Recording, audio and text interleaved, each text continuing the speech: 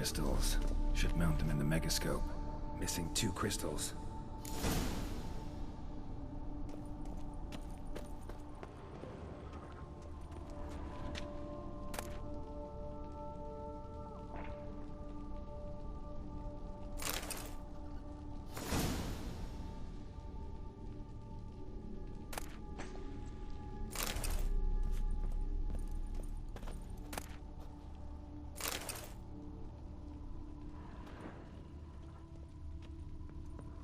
Guessing this man didn't come here willingly.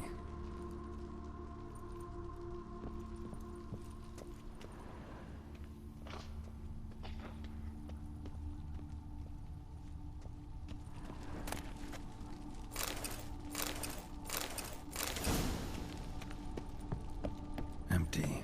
Wonder who was kept in here.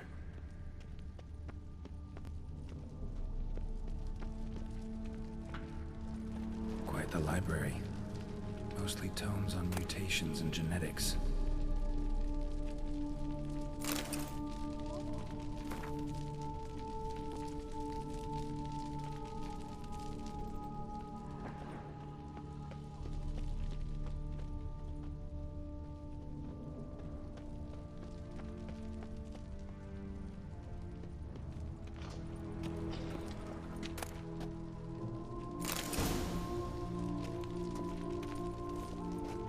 Intriguing as machinery goes, but how do I start it up?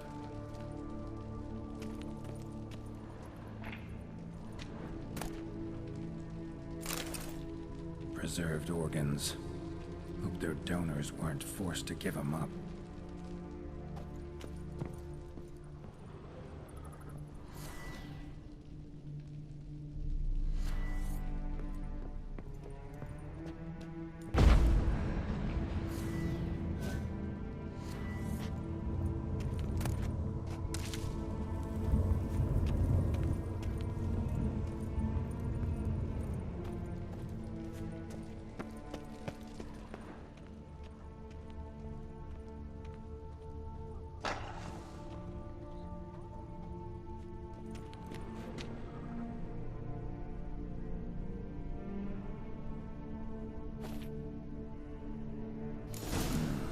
This crystal must go here.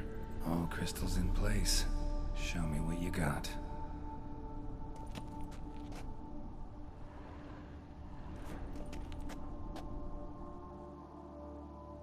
Just need to pick an entry.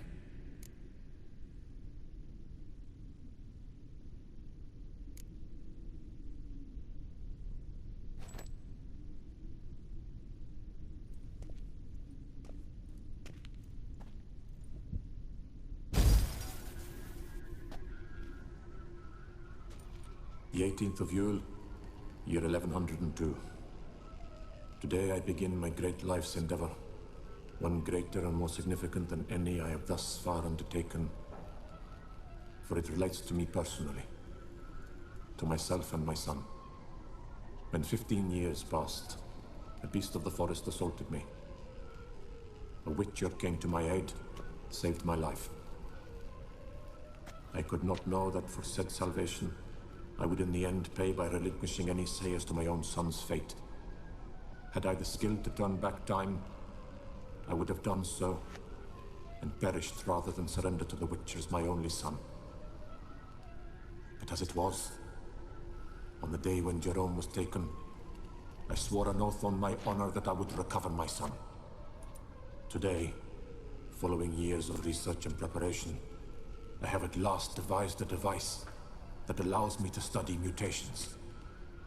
If the gods in their goodness grant me but a bit of favor, I shall find a way to reverse said mutations and restore Jerome to a normal life. So, Professor wasn't out to enhance Witcher mutations, wanted to reverse them. Wonder if he managed, and if there's anything in it for me.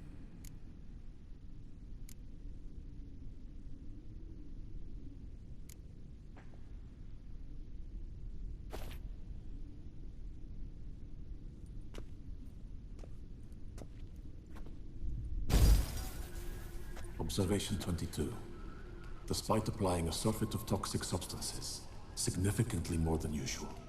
The subject displayed no symptoms of overdosing. I believe this to be an effect of the mutations.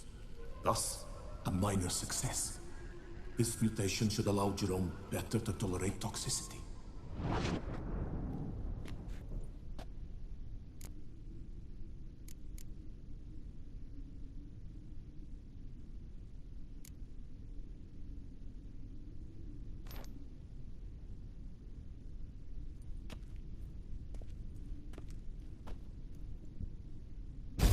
Observation number 30.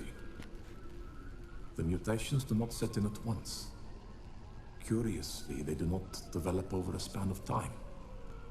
Rather, for a mutation to progress towards completion, the appropriate mutagen must be applied continuously. The subject does not bear this well, but I found a way to make the mutations less taxing, invasive. To the mutagen base, I add the albumin of a mutated giant centipede egg. Stored in a glass terrarium, the eggs do not develop, remain small. The eggs themselves are a sight to behold. Mutated, they are luminescent, emitting a wondrous glow. I can only hope my addition of the albumin will produce no significant side effects. Time will tell.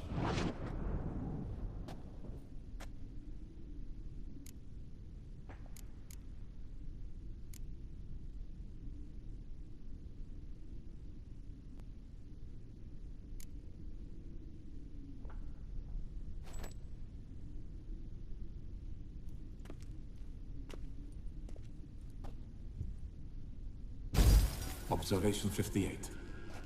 Sometimes failure is the catalyst for success. I've discovered a method by which one type of mutagen may be transmuted into another through the addition of certain ingredients. This is a great day for science. In addition, I observed that today's dose of mutagens brought the subject to the brink of death. He then suddenly awoke, revived, his strength renewed.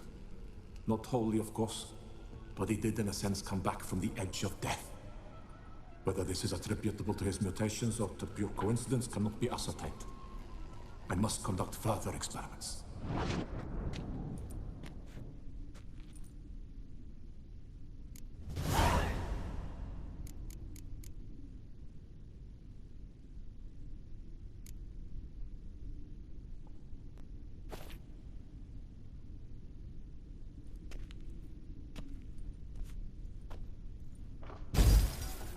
Years of experiments, research, sacrifice, all for naught. I have failed to achieve my defined objective. Each mutation I applied to my subjects proved ineffective when applied to Jerome. What I meant to cure him of his witcherism, that which I meant to restore to him a normal life, only deepened his mutations, further augmented his speed and strength, rendered him yet more inhuman. It seems my son must remain a witcher forever. I have failed. The time has come to abandon this place. Return home to Lydia. She may yet deign to take me back. The contraption and mutagens I leave here, let them wither and crumble, as did my dreams of regaining my son.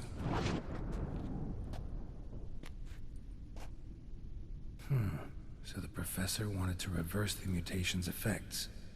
Ended up deepening them. Stroke of luck for me. Could profit from his failure.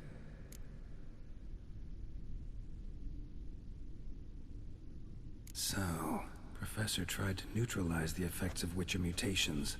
Only managed to enhance them, though. Used the albumins of giant centipede eggs as his mutagen base. Need to go on an egg hunt.